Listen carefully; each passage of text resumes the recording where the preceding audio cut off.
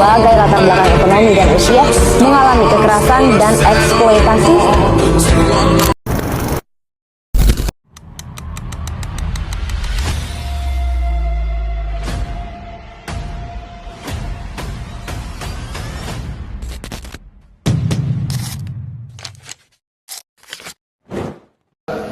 Assalamualaikum warahmatullahi wabarakatuh. Waalaikumsalam warahmatullahi wabarakatuh. Pengadilan Negeri Jambi tata tertib dalam persidangan. Yang pertama, setiap pengunjung di ruang sidang wajib menunjukkan sikap hormat pada pengadilan. Yang kedua, setiap pengunjung wajib berpakaian sopan di persidangan dan tidak bertopi. Yang ketiga, pengunjung dilarang merokok, makan, dan membaca koran di ruang sidang. Yang keempat, pengunjung dilarang membuat kegaduhan di dalam ruang sidang. Yang kelima, pengunjung tidak diperkenankan menerima menghubungi dengan menggunakan handphone saat persidangan. Yang keenam, dilarang membawa senjata api, senjata tajam maupun bahan peledak atau benda yang dapat membahayakan di dalam persidangan. 7. Dilarang membawa anak di bawah umur ke dalam ruang sidang. Yang kedelapan, dilarang keluar masuk pada persidangan. Yang kesembilan, pengambilan foto dan merekam di ruang sidang harus seizin majelis hakim. Yang 10, siapapun yang sidang pengadilan bersikap tidak sesuai martabat pengadilan dan menaati tata tertib setelah mendapat peringatan dari hakim, ketua sidang atas perintahnya yang bersangkutan dikeluarkan dari ruang sidang sesuai pada pasal 218 ayat 2 KUHP. Yang ke-11, dalam hal pelanggaran tata tertib sebagaimana dimaksud ayat 3 bersifat suatu tindak pidana tidak mengurangi kemungkinan dilakukan penuntutan terhadap pelakunya sesuai pada pasal 216 ayat 3 KUHP.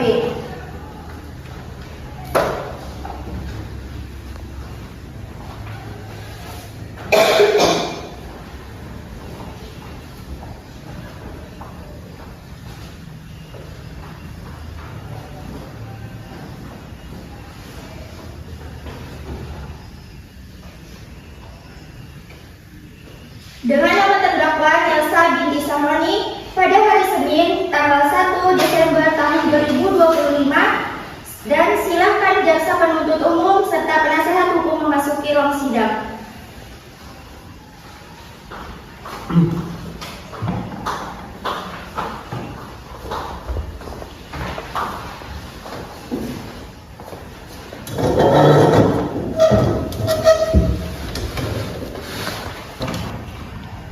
Apabila majelis hakim memasuki ruang sidang, hadirin dimohon untuk berdiri. Majelis hakim dipersilakan memasuki ruang sidang.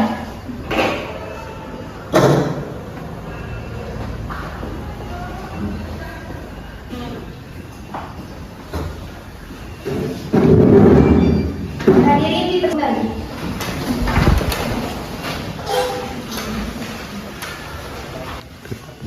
Assalamualaikum warahmatullahi wabarakatuh. Waalaikumsalam warahmatullahi wabarakatuh. Sidang Pengadilan Negeri Jambi yang memeriksa dan mengadili perkara pidana nomor 382 /PINSUS/2025 PN Jambi atas nama terdakwa Elsa binti Samoni dinyatakan dibuka dan terbuka untuk umum.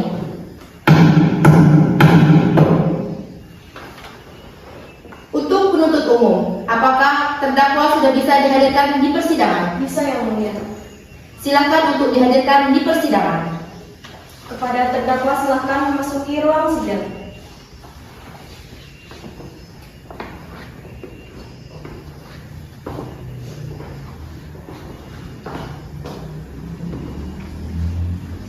Saudari terdakwa, saya akan menanyakan identitas Anda terlebih dahulu.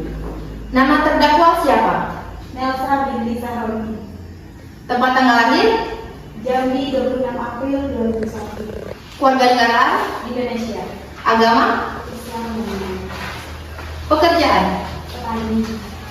Jenis kelamin? Perempuan. Saudari terdakwa, apakah saudari saat ini didampingi penasehat hukum? Didampingi yang mulia. Penasihat hukum terdakwa, apakah saudari membawa surat kuasa untuk terdakwa? Membawa yang mulia. Bisa ditunjukkan? Bisa yang mulia.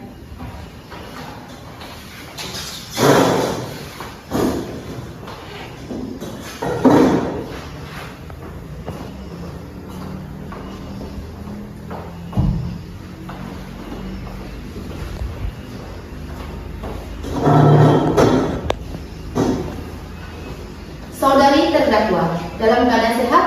Sehat yang mulia. Siap untuk mengikuti persidangan? Siap yang mulia. Saudari terdakwa, apakah saudari sampai saat ini pernah ditahan atau belum? Belum yang mulia. Baik, untuk penuntut umum, apakah sudah siap membacakan surat dakwaan? Siap yang mulia. Sebelum itu, apakah terdakwa sudah menerima salinan surat dakwaan? Sudah yang mulia.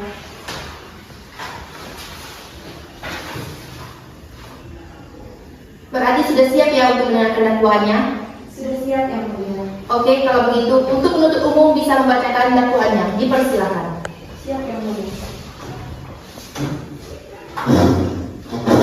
Surat dakwaan nomor Rek Perkara garing 382 pidana suspek garing 2025 garing PN Jambi atas nama terdakwa Nelsa, tempat tanggal lahir Kota Baru 26 April 2001, alamat Kota Baru, pekerjaan petani, jenis kelamin perempuan, agama Islam. Jaksa penuntut umum pada Kejaksaan PN Jambi dengan ingin mendakwa terdakwa Nelsa sebagai berikut.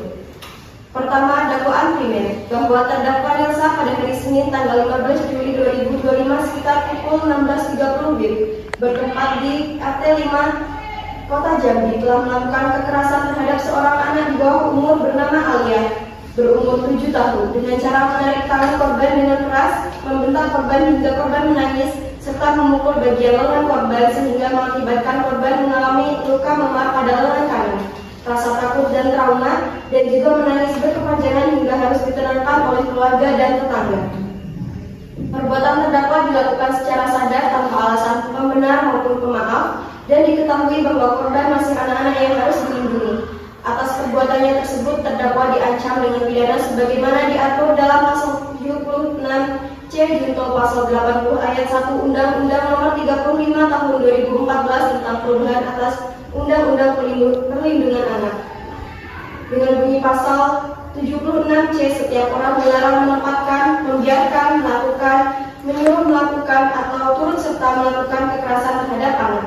Dan juga pasal 80 ayat 1.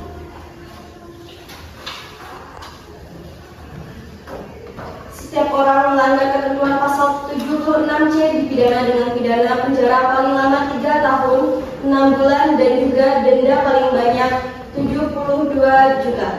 Selanjutnya, dakwaan subsidiar bahwa apabila dakwaan primer tidak terbukti, maka terdakwa dapat dijerat dakwaan subsidiar, yaitu bahwa terdakwa secara sengaja melakukan perbuatan yang mengakibatkan korban anak menderita rasa sakit, luka, dan ketakutan yang perbuatannya diatur dalam pasal 351 ayat 1 KUHP junto pasal 356 ayat 2 KUHP tentang penganiayaan terhadap anak.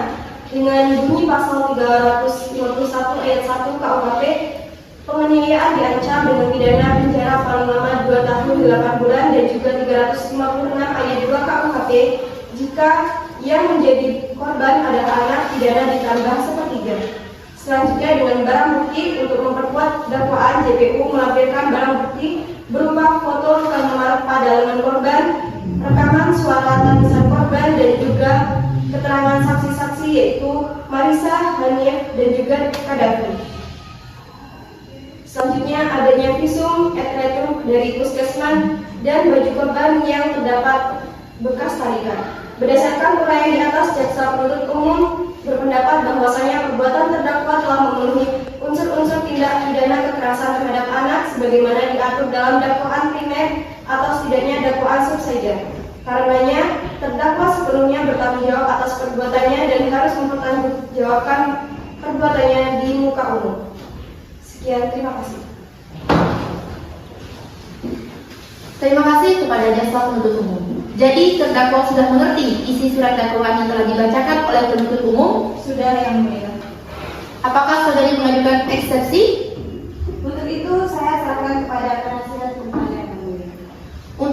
penasihat hukum, terdakwa apakah akan mengajukan eksepsi? Iya yang mulia. Baik, dipersilakan kepada penasihat hukum terdakwa. Izin yang mulia. Yang mulia, majelis hakim, dengan kerendahan hati kami memohon agar kiranya memberikan keringanan hukuman kepada terdakwa.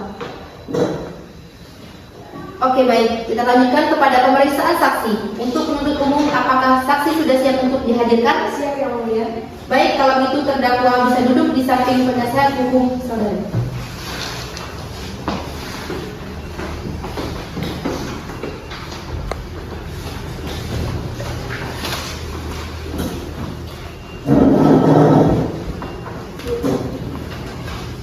Untuk penuntut umum, ada berapa saksi yang mau dihadirkan? 2 orang yang mulia. Silakan untuk bisa dihadirkan di persidangan. Baik, kepada para saksi dipersilakan memasuki ruang sidang.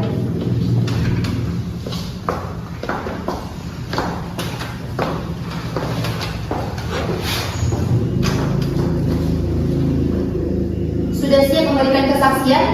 Siap yang mulia. Boleh untuk melihat ke depan KTP para saksi? Baik.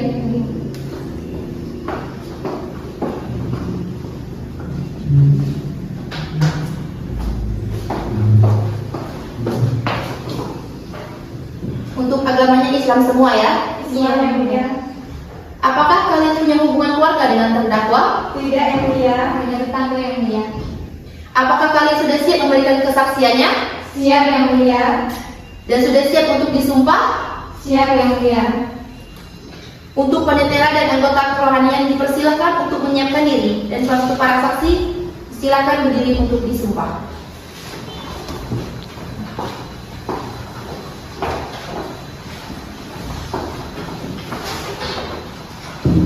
Untuk hakim 2 bisa menyumpah para saksi. Baik, terima kasih. Untuk para saksi, mohon dengarkan dan tirukan apa yang saya katakan. Yang mulia.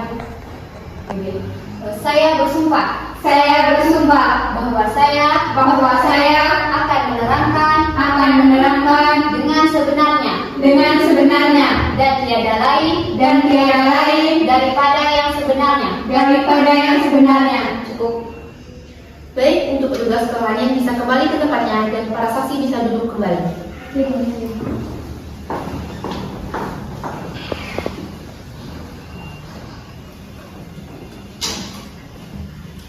Saksi pertama, tolong ceritakan apa yang Anda lihat pada hari kejadian. Baik, Ibunya. Jadi pada hari Senin itu sekitar pukul 4:30 saya melihat korban Alia ini menangis keras di depan rumah terdakwa dan saya melihat terdakwa menarik keras tangan korban. Saksi pertama, apakah saksi melihat langsung kejadian atau hanya mendengar? Iya yang mulia, saya melihat langsung dengan jarak 2 meter yang mulia. Saksi pertama, bagaimana kondisi korban setelah kejadian itu? Kondisi korban pada saat itu saya melihat ada bekas kemerahan di tangannya yang mulia. Untuk hakim anggota 2, silakan untuk bertanya kepada saksi yang lain. Baik, saksi kedua, apakah korban coba melawan atau meminta tolong saat kejadian? Tidak yang mulia, korban hanya menangis keras dan menuduh ketakutan. Apakah saksi melihat terdakwa melakukan kekerasan lebih dari sekali? Iya, saya melihat terdakwa menarik tangan korban 2 kali dan membentaknya dengan sangat keras. Untuk terdakwa, apakah yang sudah disampaikan para saksi benar atau ada yang salah? Benar yang mulia. Berarti tidak ada yang salah ya? Tidak yang mulia. Untuk penuntut umum, ada yang ditanyakan untuk para saksi? Ada yang mulia. Silakan.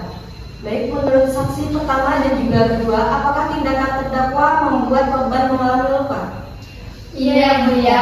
Baik, terima kasih sekian yang mulia. Baik, untuk penasihat hukum terdakwa, apakah ada pertanyaan untuk para saksi? Baik yang mulia. Saksi pertama, apakah saudara yakin bahwa mengenai tangan korban diakibatkan oleh terdakwa bukan karena terpleset atau terjatuh? Iya, saya melihat sendiri. Saksi kedua, apakah sebelumnya saksi pernah melihat terdakwa memperlakukan anak itu dengan kasar?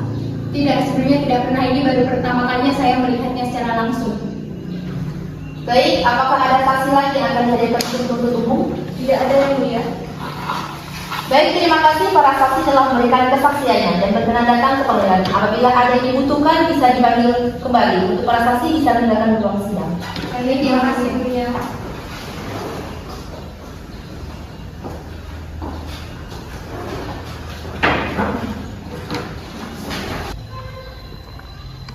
Untuk para penasihat hukum terdakwa, apakah ada saksi yang akan dihadirkan?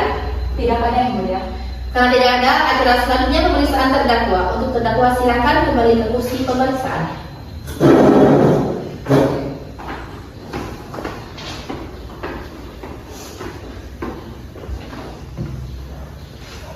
Untuk hakim anggota 3 bisa mengajukan pertanyaan kepada terdakwa. Baik Yang Mulia. Terdakwa Nelsa, kapan Anda melakukan kekerasan tersebut? Jam 16.30 Yang Mulia. Menggunakan apa Anda melakukan kekerasan tersebut? Saya menculiknya dan memukul lehernya menggunakan dalam sapu. Apakah Anda tahu perbuatan Anda ini melawan hukum? Tahu Yang Mulia, tapi saya keluar karena saya tersulut emosi. Baik, cukup Yang Mulia. Untuk terdakwa, bagaimana kronologi kejadian pertama? Apakah Anda sudah biasa melakukan kekerasan pada anak sendiri atau baru pertama kali? Ini baru pertama kali Yang Mulia, dikarenakan saya tersulut emosi karena anak saya tidak mendengarkan perkataan saya. Ada tujuan dan ada alasan apa Anda melakukan kekerasan tersebut? Saya hanya emosi waktu itu Yang Mulia dan tidak ada tujuan apa-apa. Baik, untuk penuntut umum, apakah ada yang ditanyakan kepada terdakwa? Ada Yang Mulia. Silakan. Apakah dapat tahu tindakan yang dilakukan dapat menyebabkan trauma mendalam bagi anak sendiri? Tidak tahu Yang Mulia, karena waktu itu saya hanya kesal karena anak saya tidak mendengarkan perkataan saya. Setelah kejadian Anda kemana? Saya waktu itu langsung dibawa ke kantor desa. Baik, Yang Mulia, cukup, terima kasih. Sama-sama. Untuk penasihat hukum terdakwa, apakah ada yang ditanyakan? Apakah terdakwa menyesali perbuatan terdakwa tersebut? Saya sangat menyesali. Baik, cukup Yang Mulia. Terima kasih. Apakah ada yang ditanyakan lagi untuk jaksa penuntut umum dan juga penasihat hukum? Tidak ada Yang Mulia. Karena sudah tidak ada lagi ditanyakan untuk penuntut umum, apakah tuntutannya sudah siap dibacakan? Sudah Yang Mulia. Sebelum itu, apakah terdakwa sudah menerima salinan tuntutan? Sudah Yang Mulia. Oke, kalau begitu silahkan penuntut umum untuk bisa membacakan tuntutannya. Dengan ini menuntut terdakwa pidana dengan 1 tahun penjara dan juga denda 10 juta rupiah dengan subsidiar 3 bulan kurungan. Bahwasanya kami menilai terdakwa terbukti melakukan kekerasan terhadap anak. Sekian, terima kasih. Apakah terdakwa sudah mengerti tuntutan dari penuntut umum? Mengerti Yang Mulia. Apakah dari terdakwa mengajukan pembelaan? Saya akan diskusi dulu dengan penasihat saya. Oke, baik, Anda bisa kembali kepada penasihat hukum Anda.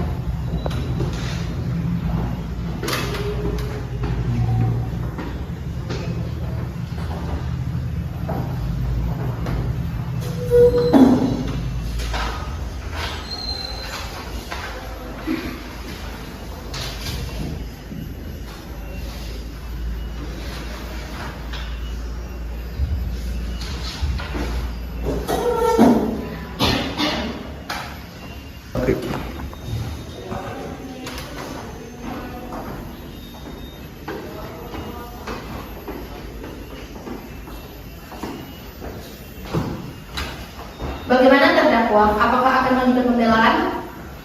Tidak mengajukan pembelaan Yang Mulia. Tidak mengajukan pembelaan berarti menerima tuntutan dari penuntut umum. Menerima Yang Mulia. Baik, karena penuntut umum telah membacakan tuntutannya dari terdakwa tidak ada pembelaan, maka anggota hakim akan berdiskusi bersama majelis hakim untuk putusan akhir.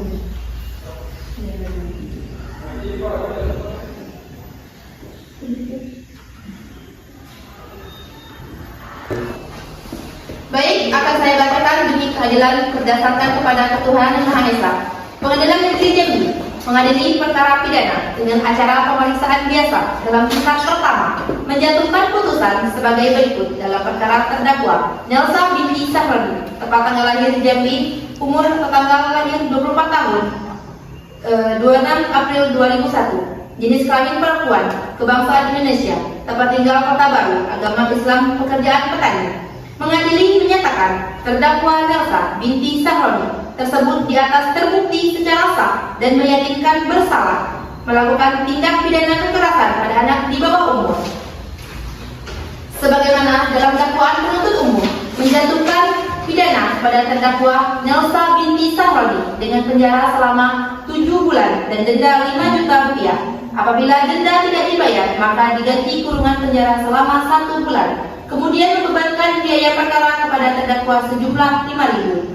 Demikian putusan umum sidang permusyawaratan Majelis Hakim Pengadilan Negeri Jambi pada hari Jumat tanggal 5 oleh Hakim Ketua dan didampingi hakim anggota tersebut. Dengan demikian, pemeriksaan perkara pidana Pengadilan Negeri Jambi nomor 312 garing pidana suspek garing 2025 garing Pengadilan Negeri Jambi dengan terdakwa Nelsa dinyatakan selesai dan disidang kami tutup.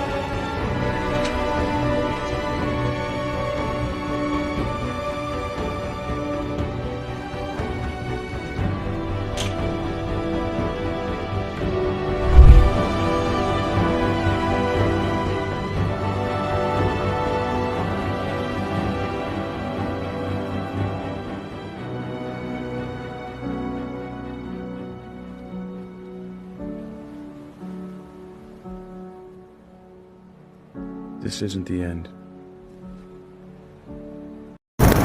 Bagaimana terdakwa? Apakah